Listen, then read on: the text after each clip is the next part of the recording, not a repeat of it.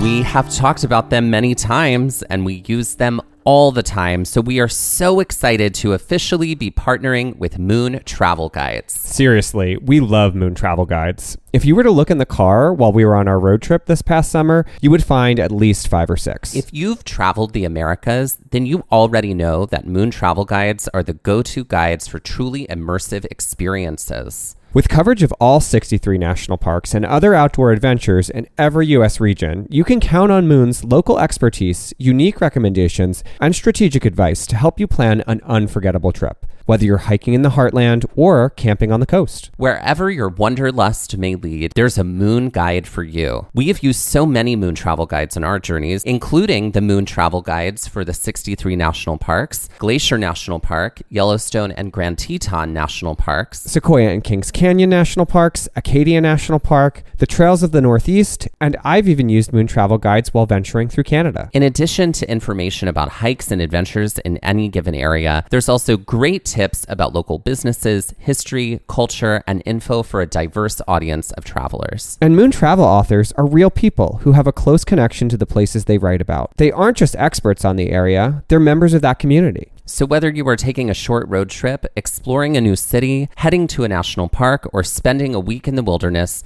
make sure to pack a Moon Travel Guide with you. For more information and to purchase a Moon Travel Guide, be sure to visit moon.com.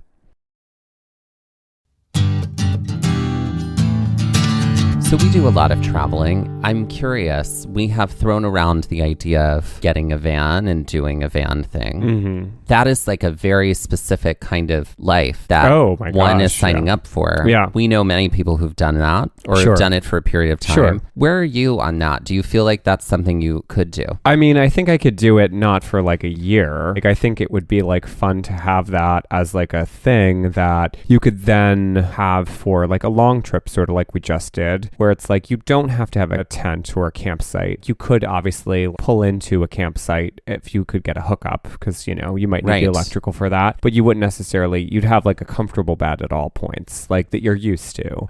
You would be able to like cook in your kitchen without needing a fire, you know, like there are some luxuries to that, I think.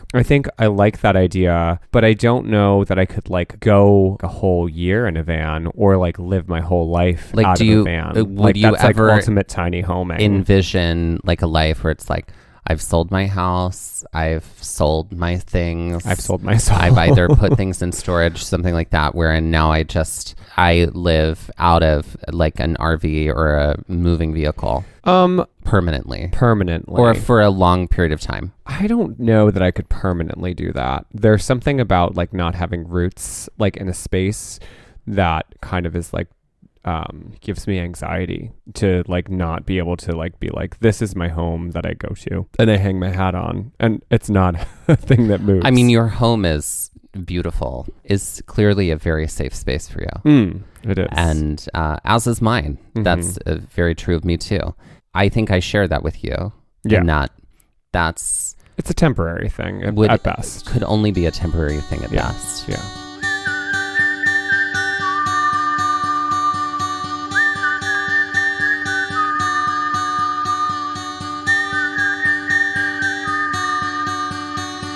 Looking for adventure, I want to follow on the trail, or get a little lost and let the wind fill my sails. Get up when the stars still fill the sky, don't wake the sun. There's so much to be done, and the day has just begun.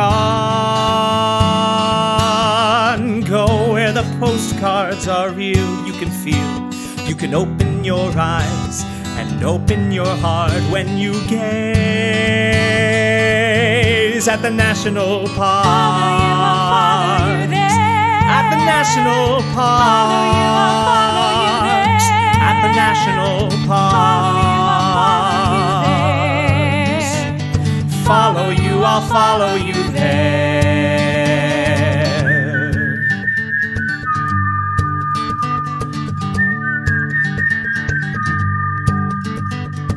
We would like to acknowledge that while hiking and exploring the land also known as Glacier National Park, that we were on the traditional and stolen lands of the Blackfeet Nation and the Tanaka Nation. So we had just finished the Apgar Lookout Trail. If you listen to that episode, we'll hear about how it is much harder than it looks. Look out. Look out. And we wanted to take some time to do some other smaller, manageable trails here on the west side because we were thinking this would probably be our only day this far west. Probably. Most likely. So yes. It was unlikely that we were going to have to drive all the way back to this side again. Unlikely. Anyway, it was going to be a long day for us, so we definitely also didn't want to burn ourselves out. Part of our plan for the day was to actually meet up with Becky Lomax and company later at Lake Mcdonald in like the later part of the afternoon, and then to head up to Logan Pass for a sunset dinnery sort of jaunt, which was like super kind. Becky Lomax, since we've mentioned her already in our previous episodes and specifically in our last episode, is someone that we've come in contact with through our work through our podcast. She is a moon travel guide author who lives basically right outside of Glacier. She was super helpful in giving us some advice on the planning for the trip. We had been in contact with her for such a long time. We were excited to hopefully link up when we were in the park, and this was the day that was going to happen. This was the moment. Yeah. We were very excited about this. We were really, really excited. But we had time before we were meeting up with her, so we decided to hike the Rocky Point Trail. This had been something that had been, I think, pointed out to us in some guidebook as like being small, but it looked like manageable. It was manageable and it was near a lake. We'd already driven a decent amount of distance on some rockier road over to Apgar Lookout, so we had to backtrack a little bit on that rocky road in order to get back to the main road. Right. And essentially we end up right near, and we have to drive past the Fish Creek Campground. And basically I'm questioning you at every turn because we don't have GPS. We have like no service at this point. So we're literally just using the directions in the book on as far as what to do. There weren't necessarily signs to be like this way to the Rocky Point parking. We sort of just had to go on instinct in what the book was telling us. And this was the moment of, you were like, well, we need to go this way. And I was like, no, I really don't think so. I think this is what this was, and we have to go back and go this way.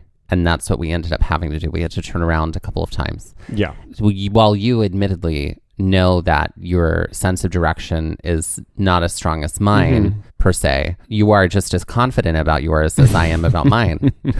It's misplaced confidence. Which is when we're both people who enjoy being right. It's true. I don't know what you're talking about. And so this was a moment I was like, listen, I'm really not trying to be right here. I was like, but I do know that I'm right. But I am. But I am right. So we got to turn around and go back the other way. Exactly. And like go this way. Yeah. So we have to drive up past the Fish Creek Campground. That leads us to parking in a gravel parking lot, like just beyond the boundaries of the campground. There was plenty of parking up there.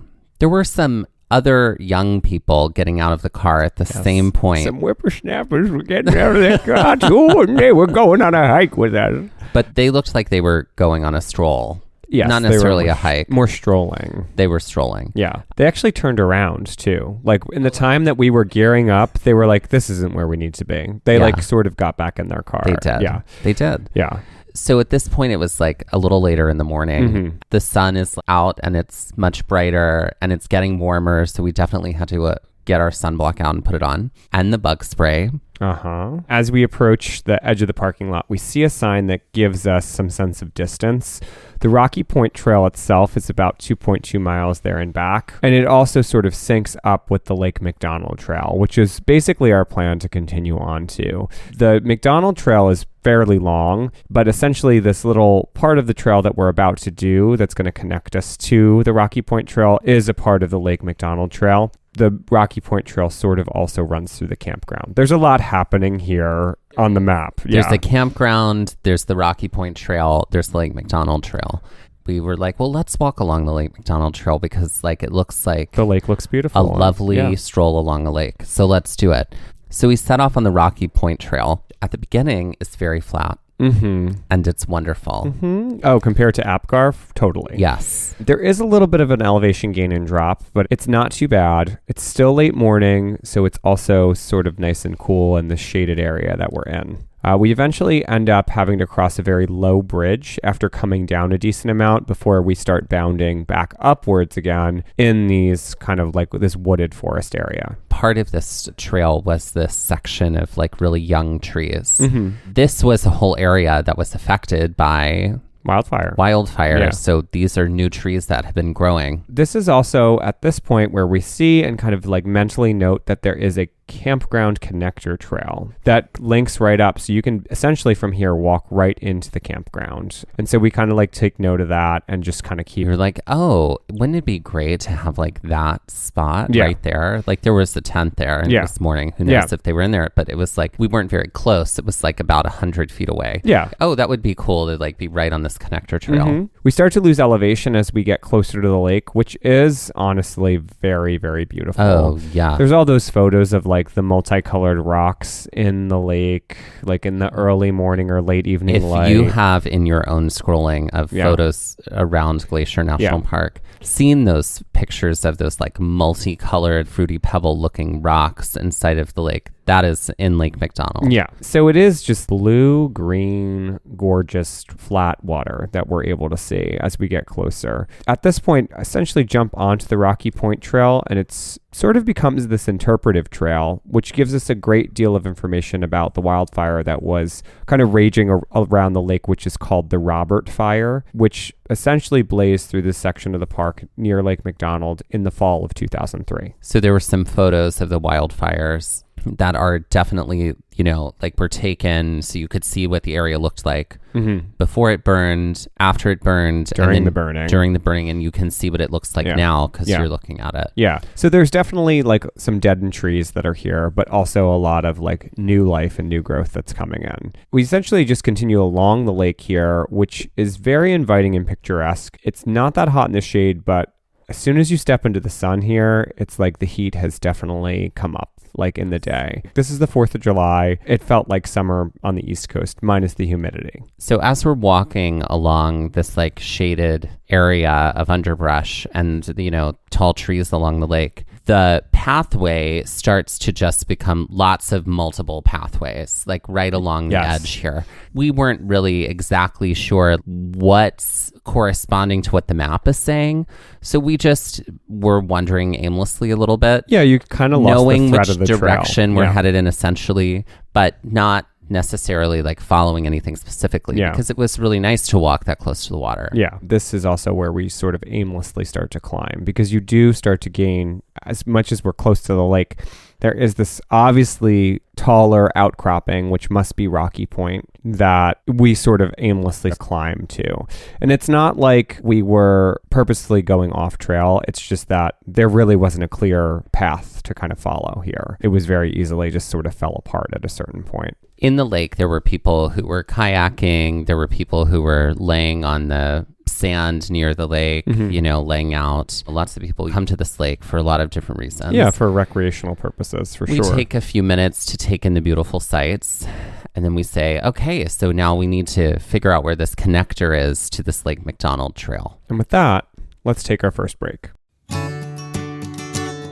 We have talked about them many times, and we use them all the time. So we are so excited to officially be partnering with Moon Travel Guides. Seriously, we love Moon Travel Guides. If you were to look in the car while we were on our road trip this past summer, you would find at least 5 or 6. If you've traveled the Americas, then you already know that Moon Travel Guides are the go-to guides for truly immersive experiences. With coverage of all 63 national parks and other outdoor adventures in every U.S. region, you can count on Moon's local expertise, unique recommendations, and strategic advice to help you plan an unforgettable trip, whether you're hiking in the heartland or camping on the coast. Wherever your wanderlust may lead, there's a Moon guide for you. We have used so many Moon travel guides in our journeys, including the Moon travel guides for the 63 national parks, Glacier National Park, Yellowstone and Grand Teton National Parks, Sequoia and Kings Canyon National Parks, Acadia National Park, the Trails of the Northeast, and I've even used Moon travel guides while venturing through Canada. In addition to information about hikes and adventures in any given area, there's also great tips about local businesses, history, culture, and info for a diverse audience of travelers. And moon travel authors are real people who have a close connection to the places they write about. They aren't just experts on the area, they're members of that community. So whether you are taking a short road trip, exploring a new city, heading to a national park, or spending a week in the wilderness,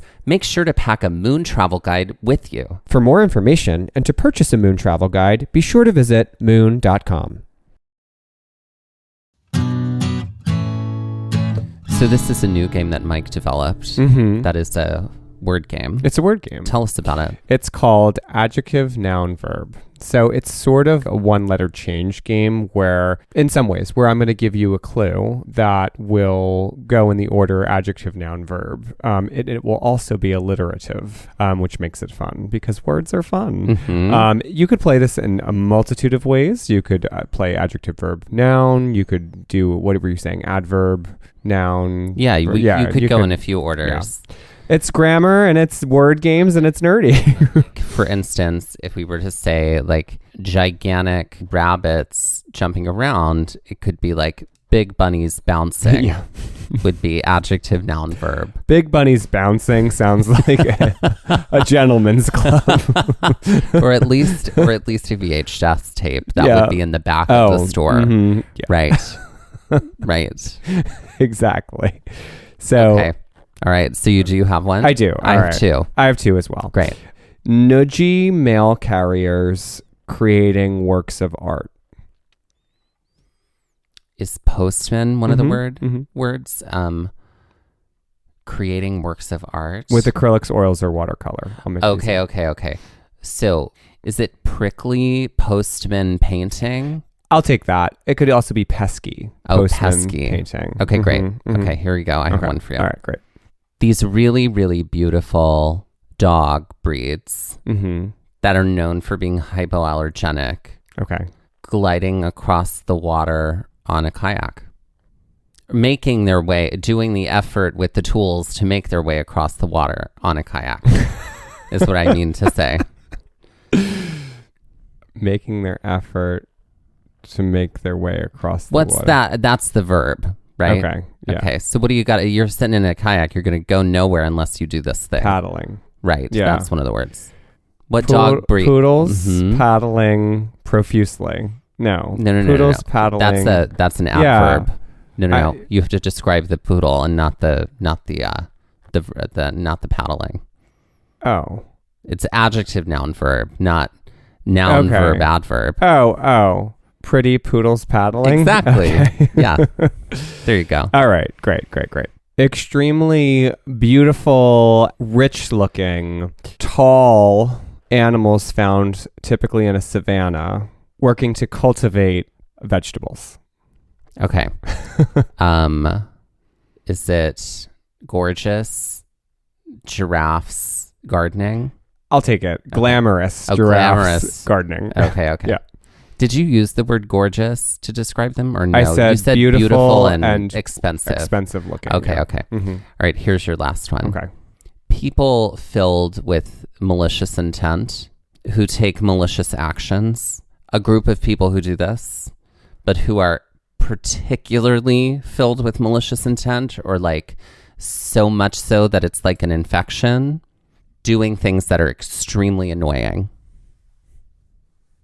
Is hateful one of the words? Nope. Okay. Is irksome? No. Oh, okay. Think about the people, that group of maliciously intended people from fictional stories. Villains? Okay. Vile villains. Doing things that are super annoying. Vibing. I was thinking virulent villains vexing. I do love the idea of just sitting around and vexing. I'm going to go over there and vex them. And that's adjective, noun, verb. Lake Mcdonald is enormous. It's gigantic. It's 10 miles long. Yeah. And it's over a mile wide. And over a mile wide. And 472 feet deep. Right. So you cannot even encompass or really get a sense of the scale of it unless you are very high up. Yeah. Because not when you're this low at this level of elevation do you even have any sort of idea or fathomable sort of notion of how big it is. When we're at the Rocky Point, we were only about 2 miles from the bottom tip of the lake. Mm-hmm. Or from the western tip of the lake, we could say. Sure, the southwestern tip of the lake, because it's sort of like an angled lake. Yeah. Mm-hmm. So the Lake McDonald Trail takes you most of the way up the west side of the lake and probably about 2 miles from like the top northwest end of northern Lake McDonald. Right. It hits, you basically will hit a parking lot. Northeastern end. Northeastern end, yeah. You basically hit a parking lot and then like that becomes like North McDonald Lake Road or North Lake McDonald Road, I should say. I don't really know that we had intended to really hike that entire distance. Because no, we hadn't. That would have been like some sort of like 13-mile craziness. No, what we wanted to do was just hike a little bit of it and then come back. Yeah. Like we did talk about because we were meeting up with Becky later on the other side of Lake McDonald. We were like, is there a world where we like walk all the way there and then maybe get driven back to the car? But we also didn't want to assume that we would be able to do that COVID or whatnot. Times, so we said, no, we'll just walk along the Lake McDonald Trail. And then at some point we'll turn around and come back. So the first part of the trail from Rocky Point was fairly clear, but it very, very quickly became very, very overgrown. Okay, so let's talk about this for a second. Mm-hmm. There were signs that led us to getting onto the Lake McDonald Trail. However, this trail was not at all near the water in a way that we envisioned it, right? Not in the way in our minds we're like, oh, we're going to have a lovely walk along a trail. No, it is a trail that happens and it's near that lake, but there was no seeing anything on the Lake McDonald Trail. Like, right. At least the section that we were on. Actually getting to the point of it where the Lake McDonald Trail started was actually it was confusing because it was following signs, going one way, feeling like we were going the wrong way, but still continuing. And then it's like, oh, okay. Because we knew we had gotten off of like the intended Rocky Point Trail for a little bit and trying to like come back to wherever we were supposed to was a little confusing. But we did finally get to the Lake McDonald Trail. And as you said, very quickly it became incredibly overgrown. This was a very fast conversation with, well, how long do we really want to be excited to do this? Like, how long is it going to take us for our excitement to wane? Because obviously there are some times when you're on a trail and it is overgrown and you have to sort of deal with that to get to the next section where it's not as bad. But this was just brush all over the place. But let's talk about the kind brush. of overgrown. Not overgrown like up to your hips overgrown. It was like past our heads overgrown. Yeah. And so like you can see where there was a foot trail on the path, but there was not any kind of space. Like we were literally diving through bramble, essentially, and with every step. And also the fact that the lake was also not very visible at all. No. Let's rephrase. It was not visible at all. Not very not visible at all. Yeah. There was no lake to see. We could have been anywhere in the world.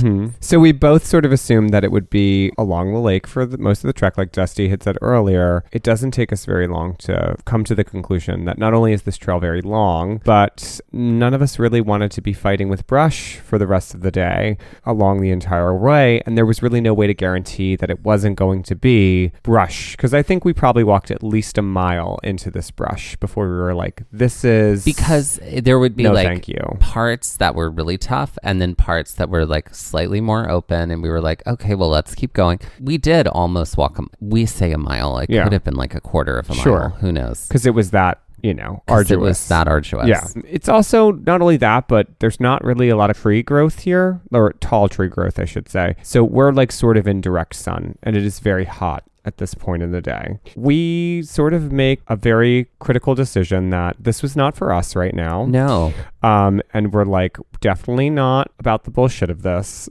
No. We had just hiked Apgar. We had just driven crazy amounts of time. We're done with this trail. And we very kind of swiftly decided to take a turnaround. We're turning around. We're going to figure something else out. We're going to figure something else out, even if that means just hanging out. Just hanging out and like being done with hiking for the day. Because we are people who schedule. Well, here's a great, this is a perfect time to bring this up. When you plan a trail day and when I plan a trail day, because I'm good at now anticipating how tired we're going to be, but that has come over time, right?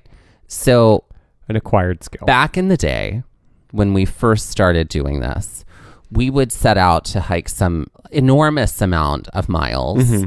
Sometimes we would do it and sometimes we wouldn't. And we would say like, you know what, we're only doing like 2/3 of it today. And that is what it is. And that's just that, right? Because of years of doing this, I now can look at a map and go like, okay, yeah, we are probably going to finish that one. And then we're going to be really tired. And so after that, we should probably just call it a day. You, on the other hand, are still in the mind of like, we're going to do Apgar Lookout, followed by Rocky Point Trail, followed by Lake McDonald. And then I've got 2 others over here on the back burner, ready to like go on the grill right at the end of the day in the event we have time. But I will say you are very good at removing those things from the docket when you're in touch with your own level of exhaustion. Right. And so I overplan, but I'm willing to take things off the plate. Oh, right. And you're totally fine with doing that. And like all of the above. I'm of the thing of like, well, I don't even know why we're even bothering putting these other things on the docket at all, knowing that we're only going to get to the one. And that's just going to be that. We're going to get to the end of it and we're going to be exhausted. And then that's it. We really discovered that in Glacier, specifically on this trip, about the 2 of us. Because finally I was like, because at one point we were arguing and I was like, why do we need to put all of these things on the list? And then you were like, well, we're probably not going to get to all of them. I just like having a full list. And I was like, oh, that makes a lot of sense. I just like having a full list, knowing that we may not get to them, but in the event something cosmically happens where we're not very tired, we do have them as options. Right, or something doesn't work out with one trail, like this case here. In this case, we were like, okay, other options. I felt at this point a little weird bringing up like, could we just go to the visitor center and like maybe drive about and look at some things before we go meet up with Becky? But that's what we did, essentially. It is what we did, essentially. However, we did end up like adding some other things between here and there. So we backtracked back to Rocky Point. As we were doing that, we decided to make our way back, not on the trail that was Rocky Point through the connector through the woods, but we were going to try to go through the campground and find the connector to jump us back. And find that connector. Because we're like, oh, the campground will have flat paved roads. We'll still be walking. We'll get to be near the lake for a little longer. Because we had to like skirt closer to the lake to get to the campground. And then we'll just find that connector. And that will be like an easy sort of midday break for us. Right. So we walked back through the Rocky Point Trail. We find our way into the campground. The campground is steep. The road in the campground is steep. Yeah. And so we're like climbing and we're like looking for this connector trail. And I was like, I remember that one tent was orange. But there were also dumpsters and bathrooms that we could see beyond it. Right. So we were sort of like on the lookout for that. all of these things. And during this time, you realized that your bladder has like a lot of weird gunk in it. Yes. And it was sort of like a bacteria. You'd been putting those... compound had grown in there. We had been putting those hydration packs in. Yes. I don't want to necessarily say which brand it was because I love this brand. Yeah. And so I don't want people to think they shouldn't use their stuff. I had been putting a few different brands of things in my bladder and in hindsight, I'm like, okay, well, the bladder might be more sensitive to like having growth inside of it, whatnot. So I'll just put the extra stuff in like a bottle next time. But I did notice, and I was like, oh my God. And like we had to, luckily there was an empty campground that had like a spigot. Right. And at this campground, the fire there was no one there, but they had left the fire smoldering still. Embers burning. And this is also like fire warning. Not good. Never leave campfire burning or smoldering. Ever. Especially at this point in the summer. So as we were doing the clean out, we're like dumping our water to put this like embers out before anything bad happens. If you are listening now and you're someone who listens every week and someone who is going to listen to every one of these Glacier episodes, just take note of the fact that like we noticed this campfire burning here. That's going to just come back around later during this time in Glacier. We end up continuing on after we put the fire out and Dusty addresses the issue with his bladder. But we keep walking and sort of staying to the right in the campground, and we, for the life of us, cannot find this connector trail. At this point, we're just like, you know what? We know how to get back based off of the actual trail. But the thing is, we just have to go back and go the way we can. We have to backtrack. Which means and walk backtracking.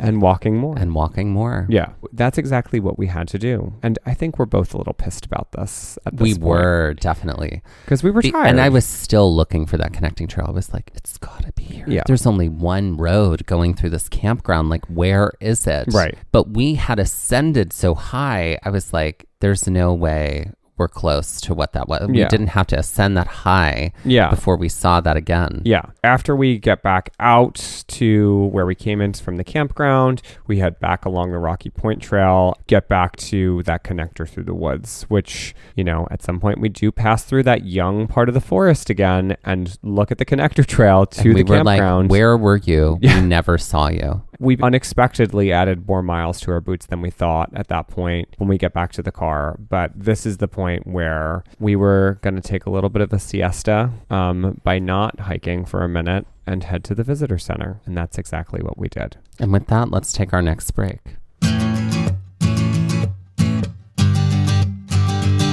Ladies and gentlemen, please welcome to the stage from the House of Energy, Brenda Energy. Okay, so the House of Energy can have anybody in it. It can be any kind of name, right? I think this is slightly inspired by the sort of cultural adoption and use of the name Karen to describe like a racist white woman. But Brenda, her sister, is her sister. And Brenda is a different flavor of energy. And describe Brenda Energy. Well, Brenda Energy is impatient energy. And she is just like wants things now. It's like microwave culture. Like everything needs to be done right now. And she snaps and she's like, oh, this isn't happening. We're going. She's living a life of impatience. That is the energy that Brenda serves. Without the racism. Yeah. I think everybody is capable of Brenda Energy. Oh. And on this trip, we certainly both had some Brenda energy moments. Yeah. But yes, I feel like Brenda Energy sings or lip syncs to I Want It Now from Veruca Salt's song. She's just a grown-up Veruca Salt. She's a grown-up Veruca Salt. She's bratty. She's bratty. She's impatient. She's also entitled. There's an that's the word, entitled. Yeah. Right. I don't know that Brenda has the Karen haircut. You know, the like business in the front, like iron throne in the back. You know what I mean? Right. No, I think Brenda is very buttoned up. It's sort of like Miranda Priestley energy, like high-powered businesswoman energy. But Miranda Priestley does it with elegance, and there's nothing elegant about Brenda. It's abrupt energy. and it's abrupt. It's frenetic. Brash. Yes, it's brash. It's she's a bit of a Goliath. Yeah, totally. In some ways, and so yeah, I feel like her merchandise is probably it's probably pre-written to-do lists. Like it looks like a pad you could write your to-do list on, but it's already done for you. But instead, it's already done for you, and it's not in service of you. It's in service of her, of Brenda. Like, bring me a coffee, make it the correct way. Make dinner for me. I need it by 7 p.m. sharp. Yeah, and she will need hot Starbucks when she returns. Exactly. Right. Sort of is the same energy. That kind an orgy. An orgy. Brenda energy. Y'all take that with what it is. So we're gonna keep going. So, ladies and gentlemen, please welcome to the stage Brenda Energy. We take a minute and we regroup and we go to the Apgar Lookout Visitor Center.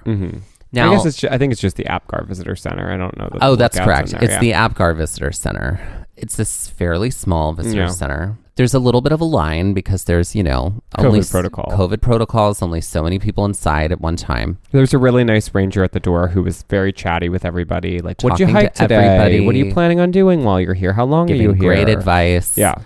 We buy our patches inside for lovers of t-shirts like me. I did look around. I didn't see any in this particular visitor center that I loved. So I didn't buy any there. I did notice, I do think, after just assessing most of what we saw in Glacier, although we didn't get a chance to go to the St. Mary's Visitor Center, it seemed like most of the visitor centers were stores and not actual visitor centers proper.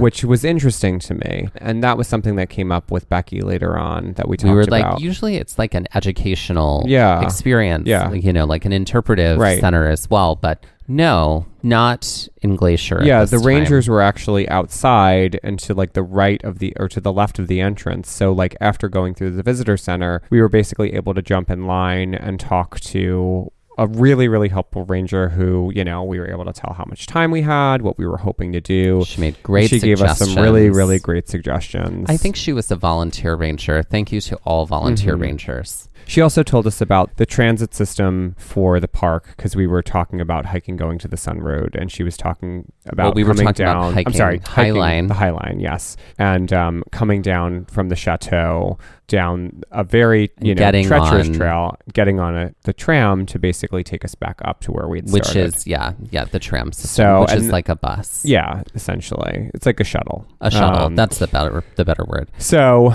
we got a lot of good information there, and definitely just sit in the car for this was like, we're tired. We sort of need to decompress a little bit. We ate like a peanut butter sandwich and felt better about the world. And then we still had some time to kill. So I, from my back burner of trails, pulled this loop, which would have been something that was going to take us closer to where we were meeting Becky and not that arduous according to the book, and also fairly short. And it was called John's Lake Loop. And this would take us by John's Lake and Mcdonald Falls. So we were like, all right, this will be a nice, little bit of a wind down hike for the end of the day. So we drove from Apgar Visitor Center over here, which was not terribly far. Again, we tried to establish and set up most of our western side of the park hikes today. So that's why I was also kind of well, let's try to do a lot because we don't want to have to drive back over here. In this moment, we find where we're about to park. And I noticed there was just something has run through your body in a way that is significant. And I was I don't think it's food poisoning. I think it's emotional poisoning. Emotional poisoning. I think it's emotionally centered. And I checked in with you. And I was like, what's going on? Because there's some heaviness. Do you want to offload anything? Well, it was the fact that we had been on this trip for a week and we had already done 3 parks. We had been to a city to see a friend. And I think I was just feeling not grounded at all and very overwhelmed by the fact that this was going to be our lives for the next 4 weeks. And you're like, yeah, girl, this is what we signed up for. I also took a moment to say, I mentioned this before in North Dakota. Yeah, I heard it. And I took a moment here to tell you this too. I said, I know how much you like to unwind by just mindless scrolling. And that's not going to be available to you here because of no cell service and the fact that our campsite had no Wi-Fi. Right. So the sort of unwind of doing that mindless thing will not be available. And when it doesn't work, it will also be frustrating. I just said, you're going to have to give yourself a lot of grace here because there might be a lot of frustration. you also mentioned things like, we're doing this for another 4 weeks. Oh, yeah. And you've written here in the outline, Dusty listens and plots to destroy Mike. There is at no point I wanted to destroy you. That's not true. It was one of those moments where I'm like, I can see my friend is going through something and I know what it is. There's nothing I can do or offer to fix it. Nope. The only thing I can do is just like sit here and be in it with you. Yeah. And I was like, all right, well, let's go do this very easy trail. And maybe maybe some moments of rejuvenation will appear and maybe they won't. Right. And that's okay. It's daunting when you take a trip like that. And I've done one like this before by myself. And it's very daunting to be like, wow, I just did all of this in a week. And now it's like there's 4 more weeks of things to do that are going to be just as high energy and just as impressive. I had to check myself there in that moment. And that was important for sure. So I encourage all of you, if you travel for a lengthy period of time, to do that for yourself and check in, because I think that's what I was doing, albeit seeming like incredible emotional distress. It was sort of just processing, and it was taking a little bit longer. It was my slow burn processing, as opposed to your very fast boil. So that's another thing that we both learned over this trip was you're a slow cooker when it comes to your feelings. And I'm like an Instapot. Would we call it an Instapot? Sure. I'm like the water boils You're hot and ready. immediately. You're like, hot it's and ready like to you serve. turn the thing on and the water is boiling. That's me when it comes to my jet feelings. boil. And yours are, right, a jet boil. And you're a slow cooker. Like they finally get there. And I'm like, oh, I was there like 3 days ago. Yeah. Okay, now you're just getting here. All right. All right. Well, it's one of those moments I'm like, well, I've been there. Literally 3 days ago I was there. And so, Exactly. Yeah. But we do jump on the trail after, talking this out a little bit. It's kind of a tonic to all of that because it's only 2 miles and it's very beautiful at many points along this. It's a horse trail for part of it. So when we told Becky and a few other people that we did this, they were sort of like, they looked at us like we were crazy because we talked like how lovely it was and how wonderful it was. It was a little smelly, but in the end, it wasn't really all that bad. The trail itself wasn't that difficult regarding elevation. You started by kind of climbing up a little bit, and we actually ended up missing John's Lake altogether. We sort of accidentally ended up, there was a horse trail that cut through this loop that essentially was going to take you to the same spot that would connect you to the rest of the loop, but we sort of like accidentally took the shortcut and didn't really realize it until after the fact. We ended up on which was, the was horse, what it was. the horse shortcut. The horse cut. Yeah. I guess there had been some horses on it, like we didn't see any on that part of the trail. Recently, because there had been some horse manure. But I didn't find there to be a ton of horse manure. Yeah.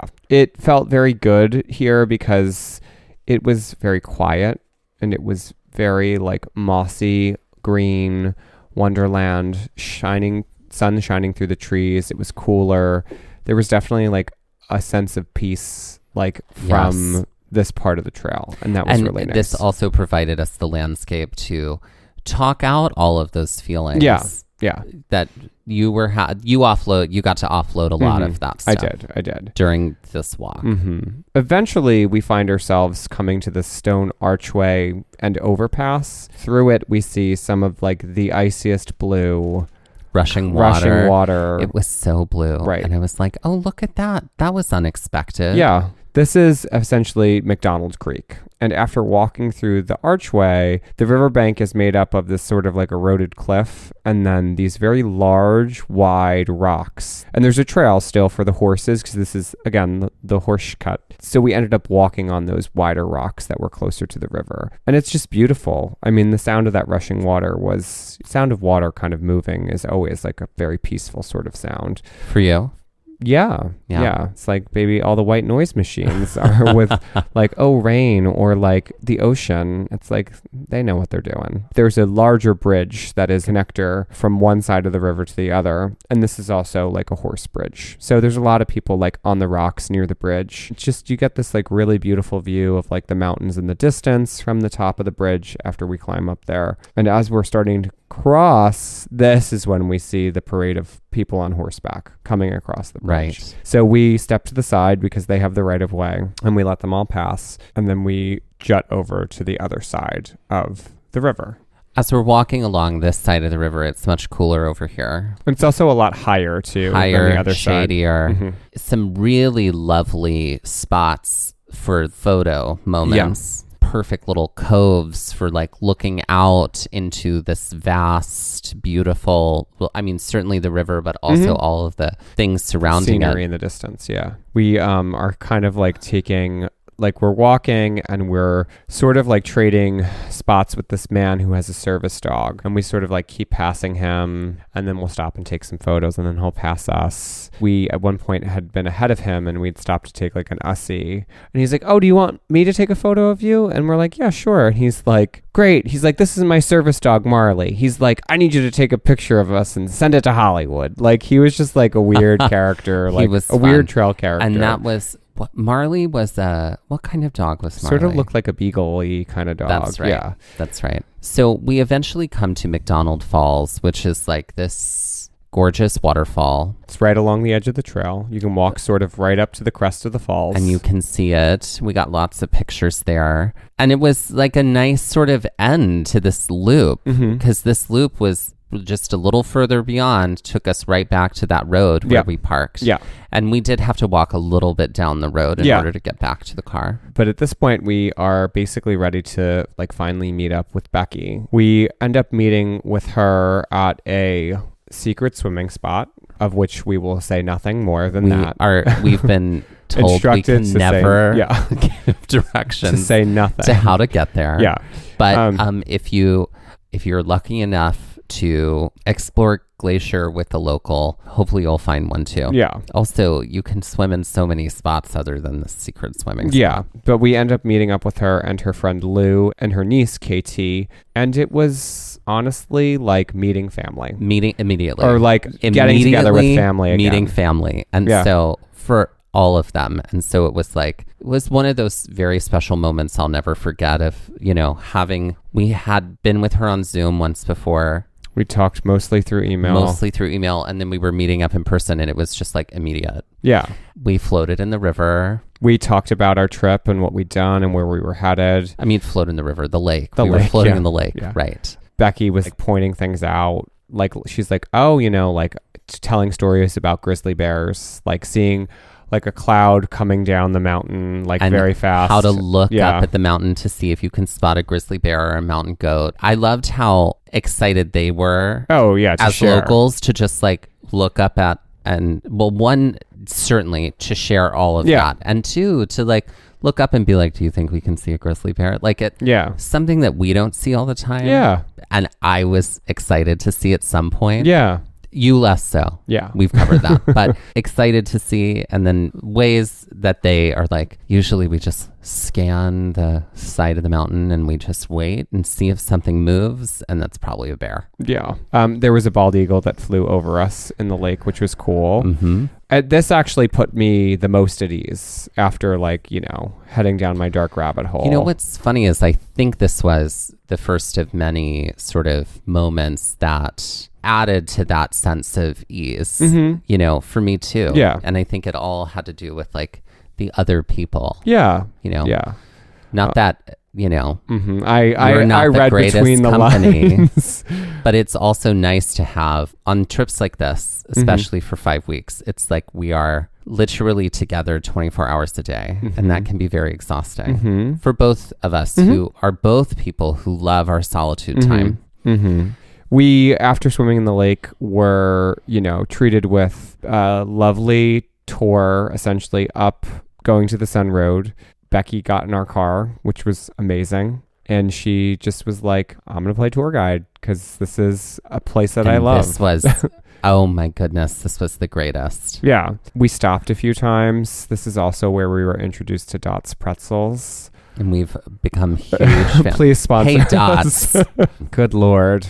They are addicting. And ended up at Logan Pass for like this sunset just hang, which was so cool. This is also where we saw a mountain goat up close. Yes. Mountain goats, unfortunately, congregate in the parking lot of Logan Pass because they lick the antifreeze that has dripped from 'Cause cars. it's It's salty, which is not... It's not good for them. Right. They do have a bark ranger that will chase them, but the bark ranger was not working. For those of you that aren't familiar, rangers bark rangers are dogs that are in service of the NPS. And to help to herd animals and do into other safer things, yeah. areas. So, we kind of got like actually chastised by a ranger because the mountain goat moved very close to us. And we didn't move And away. we didn't move, but we weren't trying to engage with the goat at all. No, but they did ask us. They said, okay, it's now too close. Yeah, Now and the you animal need to doesn't move. know and you know better. And Right. I'm like, oh, okay, I'm sorry. Like, it wasn't like I wanted to be But that close. was right. Yeah, That it was was right. right. So, Yeah. But it was lovely to sit there and, have some dinner. yeah, and they pulled out their binoculars and we were scanning like the peaks that were around Logan Pass I think we to see if got we could see saw anything. some sheep way up top somewhere. Yeah. And they were like, well, what are you doing tomorrow? And we're like, we're pretty sure we're doing the High Line tomorrow. Yeah. And, we really it was so lovely to get together with Becky and do this and meet Lou and KT. But we really wanted to take a hike with Becky too. So we also sort of formulated a plan to hike. We said our goodbyes for the time being, and I jumped back in that driver's seat and drove us down the winding, going to the Sun Road, back to the campsite for the night.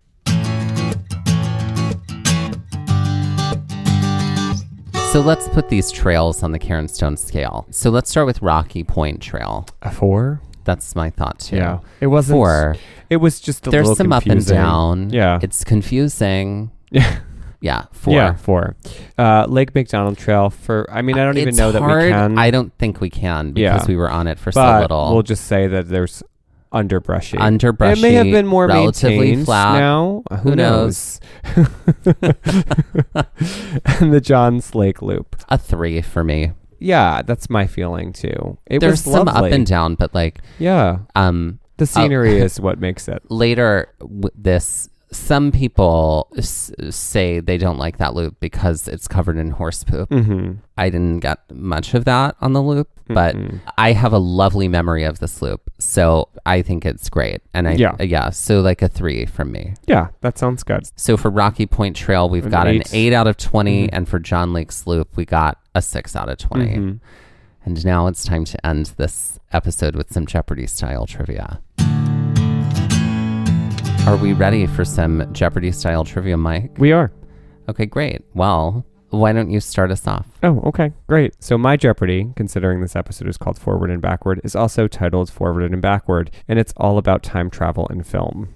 Fascinating. Okay, great. Great. So for 100, this James Cameron film, a staple in science fiction, sends a murderous android back in time in order to save the life of a future human savior. This is quite a turn from the first film, as said android is there to murder this human savior's mother before he's born. What is Back to the Future? No, I'm sorry. What is that is a very different Back to the Terminator? Terminator 2. Terminator 2. What is Terminator 2 Judgment Day? Judgment Day. That's there right. we go. Okay, great. I'm like, I read this. I basically verbatim gave you the plot of this on a trail. Yeah. Okay, for 200.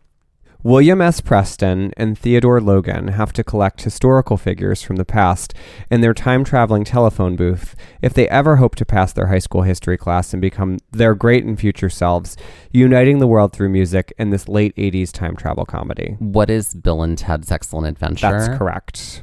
For 300, in this second installment of a comedy film series centering around this British international man of mystery, we're introduced to Heather Graham's Felicity Shagwell, who helps the main character and namesake of the film, whose title mocks James Bond, the spy who loved me, reclaim his mojo.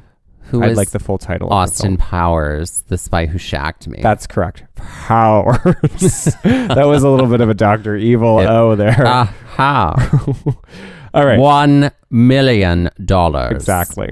For 400, in this reboot of a classic science fiction television show turned movie series, we find the original pointed-eared Vulcan science officer, played by Leonard Nimoy, back to help the younger version of his commanding officer, played by Chris Pine. No. Chris Pine didn't play the younger version of him. Zach Quinto played the younger version of him. Leonard Nimoy.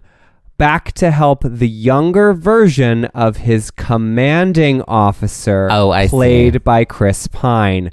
Fine. Let's open our ears. Fine. Okay, I'm wrong on that. So what's the answer? What is Star Trek? That's right. Don't criticize Who my is clue. Zachary Quinto? Who is William Shatner? Exactly. And for 500, the beginning of this Christopher... Don't criticize my clue writing. That was a well-crafted clue. It was a very well-crafted Jesus. clue. The beginning of this Christopher Nolan film ties directly to the end of the journey of this main character played by Matthew McConaughey as he floats through an interdimensional library that shows glimpses of his daughter and he from the past, and which through his actions in said interdimensional library incites the spacey action of this movie in the first place. What is your favorite film of all time? Interstellar. That's not my favorite film, but you're correct.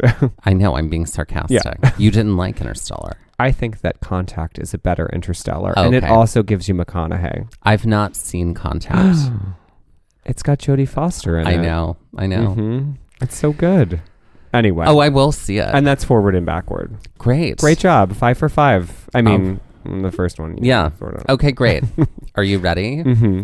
So, inspired by the title Forward and Backward, my category is Forward and Backward, Guess the Palindrome. Oh, great. Okay. We both were inspired by the title. Yes. Okay, so I will tell you how many words the palindrome has, and I will give you a clue. How many letters, you mean?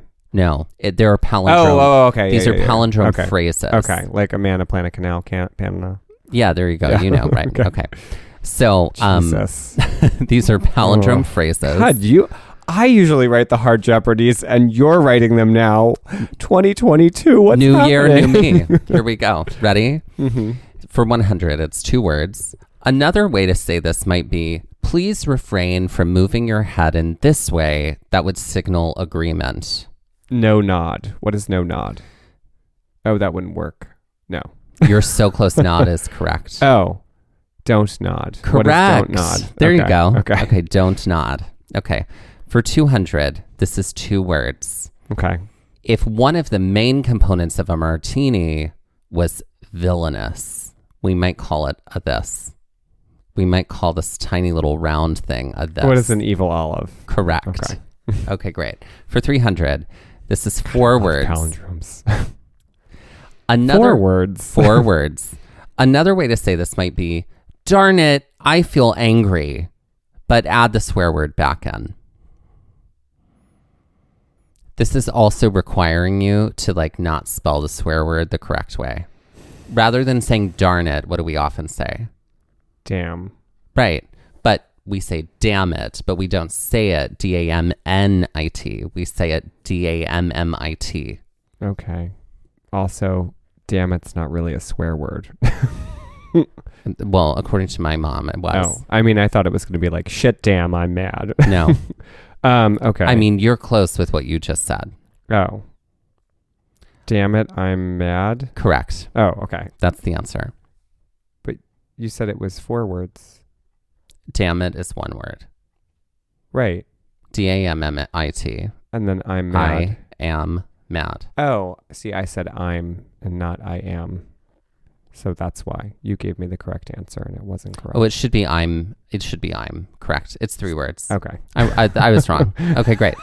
I'm like, Great. my brain, I was like that meme of the woman trying to figure out math there.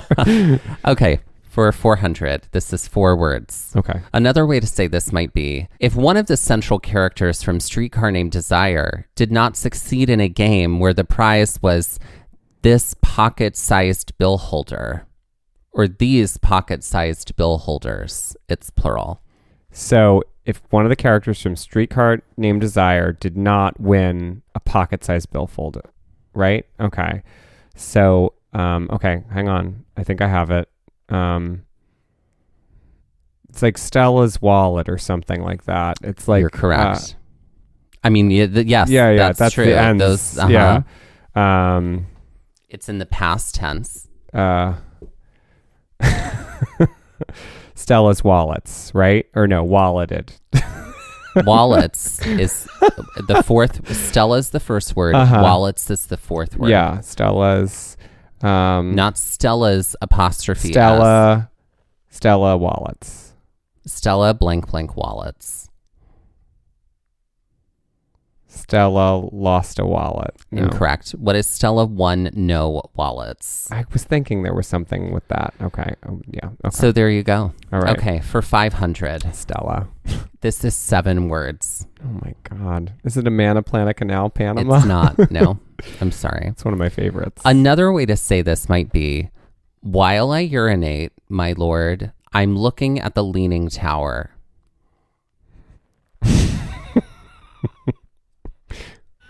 If you get it. What is as I pee God, I see Pisa? Incorrect. What is as I pee, sir, I see Pisa? Oh, well, I was close. You were very close. Lord. You get a half a point for that one. You get 250. Is that a known points. palindrome? Or did you? I didn't make it up. I did research palindromes in order okay. to write this because I researched all of these things. Okay, I wasn't I sure. returned my library books on time. How dare you judge me?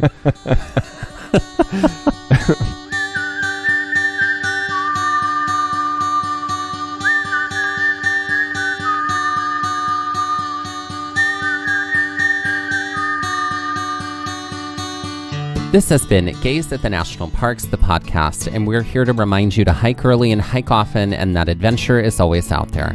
Gaze at the National Parks was created and is hosted by us, Dustin Ballard and Michael Ryan. To see images from this episode, follow our Instagram at Gaze at the National Parks. To contact us, email us at gazeatthenationalparks@gmail.com. To find out more about the parks visited on this show, visit our website, gazeatthenationalparks.com. And to get some of our merch, go to shop.gazeatthenationalparks.com. That's Gaze, G-A-Z-E. All original artwork featured on Instagram, on our website, and in the Gaze Shop is by me, Michael Ryan. All original music was written by Dave Seaman and performed by Dave Seaman, Mariella Klinger, and Sean Sklios. Our music producer is Skyler Fortgang. This episode was edited by me, Dustin Ballard. We would also like to acknowledge that while recording this episode, that we were on the traditional and stolen lands of the Lenape people, also known as Ocean County, New Jersey.